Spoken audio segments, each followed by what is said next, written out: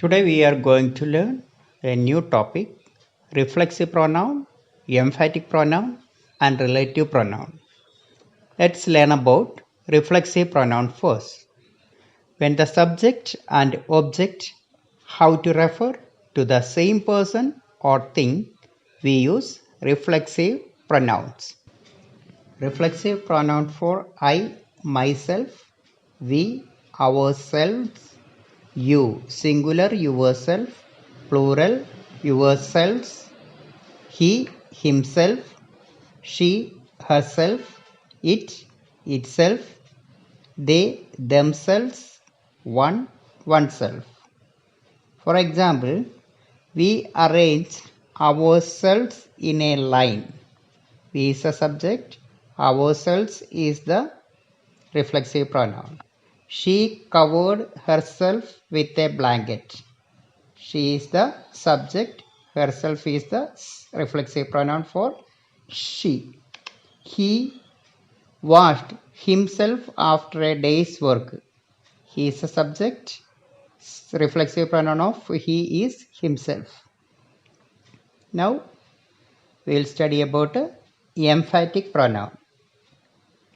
A pronoun that refer to the subject, noun or pronoun of the sentence to emphasize it is called an emphatic pronoun.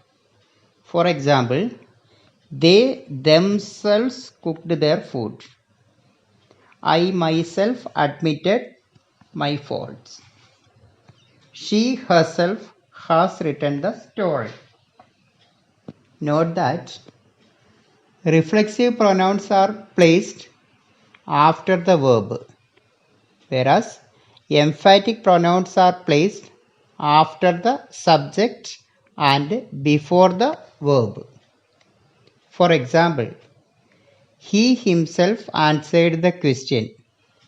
Here, himself is emphatic pronoun. In the same sentence, he answered the question himself. There, himself is the reflexive pronoun. I think you understood it. Now, relative pronoun. Pronouns that introduced dependent clauses are called relative pronouns. The clause qualifies a noun in the sentence. This relative pronoun can be used as subject, object or in possessive form. If we take the case of who, it is a subject, whom is its object, whose is its possessive form. Whereas in case of which, it is used both as subject and object. Like that too, used that as both subject and object. For example, I lost the book that I borrowed from the library. The thief who stole the car has been caught. Here, that and who are the relative pronoun. The girl who picked up the keys dropped this book.